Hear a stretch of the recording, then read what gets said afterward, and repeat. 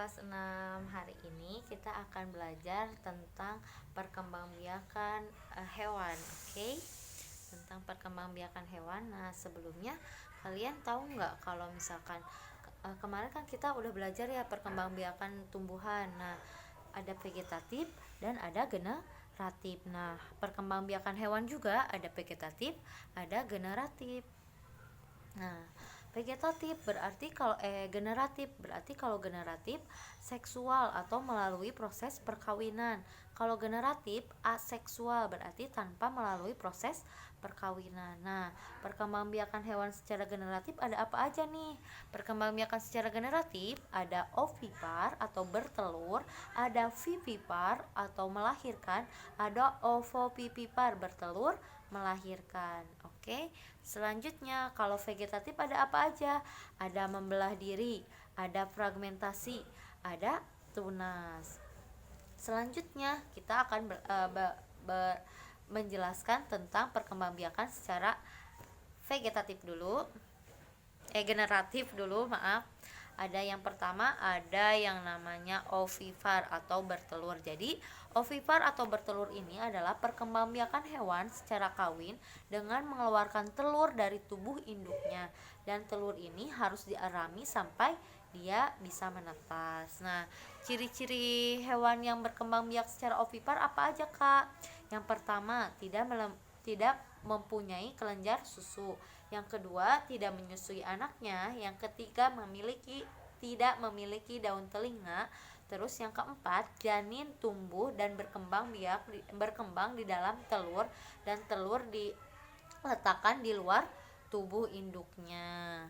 Selanjutnya, ini adalah contoh dari hewan yang berkembang biak secara ovipar atau bertelur. Ada angsa, ada ikan, ada merpati, ada kupu-kupu, ada penyu, dan ada katak. Nah, selanjutnya, telur yang dikeluarkan oleh hewan ovipar dilengkapi oleh kuning telur. Kenapa coba dilengkapi kuning telur?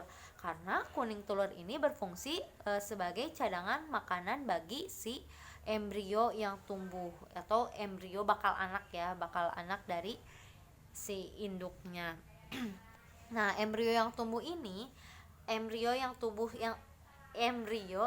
secara sempurna, dia akan berubah menjadi anak dan akan menetas. Nah, sedangkan embrio yang tidak berkembang secara sempurna, dia akan menjadi bau busuk si telurnya itu, atau kalau bahasa Sundanya mah cacing calang. Oke, selanjutnya kita beralih ke perkembangbiakan secara vivipar atau melahirkan. Jadi, perkembangbiakan hewan secara kawin dengan cara beranak atau melahirkan anaknya. Ciri-ciri hewan vivipar adalah kebalikan dari ciri-ciri hewan yang ovipar. Ciri-ciri vivipar: memiliki kelenjar susu, memiliki daun telinga, menyusui anaknya, tubuhnya ditutupi oleh rambut, pada umumnya menyusui anaknya atau yang disebut hewan mamalia, terus mempunyai rahim untuk menyimpan anaknya, dan memiliki masa kehamilan. Selanjutnya, ini adalah contoh dari hewan yang berkembang biak secara vivipar.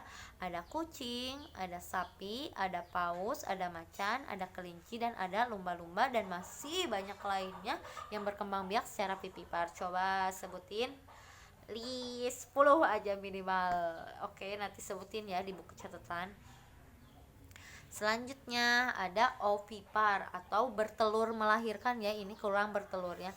Ovipar itu bertelur melahirkan. Jadi, perkembangbiakan secara kawin dengan cara bertelur sekaligus melahirkan. Jadi, si induk dari hewan yang berkembangbiak secara ovipar itu, dia menghasilkan telur, tapi telurnya itu tidak langsung dikeluarkan dari tubuhnya sampai si anaknya itu menetas. Jadi, dilindungi di dalam tubuh si ibunya. Jadi, telurnya itu disimpan di dalam tubuh ibunya, kemudian setelah waktunya sudah matang atau setelah waktunya menetas, baru dia dilahirkan oleh induknya tersebut. Jadi dia bertelur sekaligus melahirkan. Cirinya apa aja nih? Hewan yang ovovivipar itu bertelur, berkembang, dan menetas di dalam tubuh sang induk. Terus anak dikeluarkan secara melahirkan, cadangan makanannya berasal dari kuning telurnya itu, dari telurnya itu, karena dia si anaknya sudah ada dalam bentuk telur. Nah, contoh hewannya ada platypus, ikan pari, ikan hiu, terus ada kuda laut. Nah, unik nih dari kuda laut. Kuda laut itu yang punya telurnya itu kan ceweknya ya, yang perempuannya, tetapi atau yang betinanya, tetapi yang melahirkan atau yang mengeluarkan anaknya itu adalah yang jantannya. Jadi si jantannya yang melahirkan anak-anaknya, dan anak-anaknya itu cukup banyak, hampir setiap si kuda laut menetaskan anaknya itu hampir ribuan.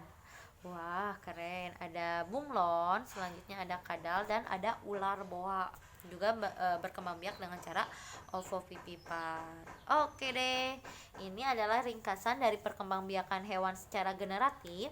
Dari perkembangbiakan hewan secara generatif ada ovipar, bertelur, vivipar, melahirkan, ovovivipar, bertelur, melahirkan atau bertelur dan beranak.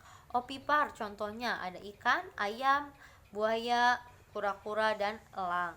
Sedangkan vivipar ada kucing, sapi, kuda, dan paus. Sedangkan yang ovovivipar ada ikan hiu, ada ikan pari, ada ular boa, dan ada apa ya itu? Nggak jelas ya yang ini gambarnya, maaf. Nah, selanjutnya ada perkembangbiakan secara vegetatif. Perkembangbiakan secara vegetatif tadi ada 3 ya, ada membelah diri, ada fragmentasi, dan ada tunas. Oke, yang pertama kita ke membelah diri dulu. Perkembangbiakan hewan secara membelah diri. Nah, perkembangbiakan hewan secara membelah diri itu adalah perkembangbiakan vegetatif atau tidak kawin dengan cara membagi tubuhnya menjadi 2 atau lebih. Nah, contohnya itu amuba. Amuba ini berkembang biak dengan cara membelah diri, di mana inti sel yang tadinya satu akan berubah menjadi 2 dan akan memisahkan diri sehingga membentuk individu baru. Nah, ini itu terjadi perkembangbiakan secara membelah diri ini terjadi pada hewan yang bersel satu atau yang sangat kecil ya. Dan contohnya itu adalah amuba, paramecium, dan lain sebagainya. Yang kedua ada fragmentasi. Fragmentasi ini adalah perkembangbiakan vegetatif dari fragmen-fragmen. Fragmen itu potongan ya. Jadi dari potongan-potongan induknya, baik disengaja maupun tidak disengaja. Misalkan contohnya ini adalah cacing planaria, di mana ketika cacing planaria kita bagi 3, maka ketiga bagiannya ini akan menjadi individu-individu baru. Misalkan kita motong kepalanya akan berubah, akan lambat laun berangsur-angsur akan menghasilkan badan, nanti akan menghasilkan ekor, sehingga akan menghasilkan individu baru ya yang ini. Nah, ketika kita memutus ekornya ini akan berubah menjadi badannya, berubah menjadi kepalanya, ada kepalanya, dan akan menghasilkan individu baru juga. Kemudian dari badannya yang ini dia akan menghasilkan kepala dan ekor secara bertahap, kemudian akan menghasilkan individu baru lagi. Aduh, seremnya. Jadi sulit untuk meninggalnya atau matinya ya. Jadi dia akan terus berkembang. Jadi dari 3 potong ini akan menghasilkan 3 individu baru. Contohnya, nah maaf kakak yang ini salah ya, harusnya nggak boleh ada yang ininya. Langsung aja, contohnya adalah cacing pita dan cacing planaria, cacing pipih atau poripera. Nah, cacing pita ini ada di dalam tubuh si babi. Makanya Allah Subhanahu wa taala melarang kita memakan daging babi, karena di dalam daging babi itu mengandung cacing pita yang sulit untuk dibunuh dan sangat menimbulkan penyakit gitu. Oke. Selanjutnya, nah ini kalau dipotong belah, nanti sebelahnya dia akan tumbuh menjadi individu baru, menjadi individu baru lagi. Kalau dibelah 2 dari sini, yang sininya nanti akan tumbuh lagi, yang sininya akan tumbuh lagi gitu, individu baru. Nah, tergantung potongannya ada berapa, maka itulah yang akan dihasilkan. Nah, yang selanjutnya ada tunas. Tunas mah jadi cara hewan untuk berkembang biak yang dilakukan dengan menumbuhkan tunas pada bagian tubuhnya. Jadi si tunas mah dari induknya itu udah ada gitu si tunasnya itu dari dalam tubuh si induk. Nah, caranya gimana proses perkembangbiakan tunas? Jadi tunas kecil itu tumbuh di induk. Kemudian tunas berkembang dan mulai menangkap makanan sendiri. Meskipun masih menempel di dalam tubuh induknya, si tunas yang kecil itu udah bisa mencari makan sendiri. Nah, kalau misalkan waktunya udah matang, dia baru akan memisahkan diri dari induknya dan menjadi individu yang baru. Contohnya apa? Contoh yang berkembang biak dengan cara tunas adalah hidra. Ini adalah hewan hidra. Yang ini adalah anemon laut. Anemon laut ini digunakan oleh si ikan badut atau ikan Nemo untuk berlindung. Jadi tempat berlindung ikan Nemo atau ikan badut itu adalah anemon laut. Anemon laut berkembang biak dengan cara tunas. Yes, semangat. Nah, selanjutnya ini adalah rangkuman dari dari perkembangbiakan secara vegetatif pada hewan. Yang pertama ini adalah hidra. Hidra ini berkembang biak dengan cara apa tadi?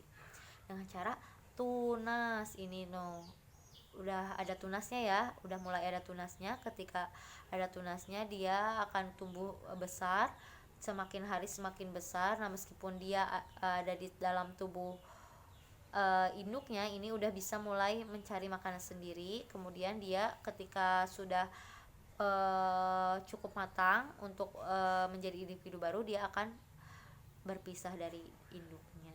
Oke, yang kedua ada cacing planaria nih. Cacing planaria berkembang biak dengan cara fragmentasi. Jadi cacing planaria mah berkembang biak secara fragmentasi atau potongan-potongannya. Yang terakhir ada amuba. Amuba berkembang biak dengan cara membagi dirinya menjadi 2 atau bahkan lebih. Oke deh, terima kasih Jack, Nathan, Admiral Indah, Ciara, Silva dan Amanda. Assalamualaikum warahmatullahi wabarakatuh.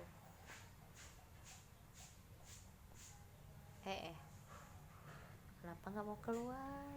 Loh.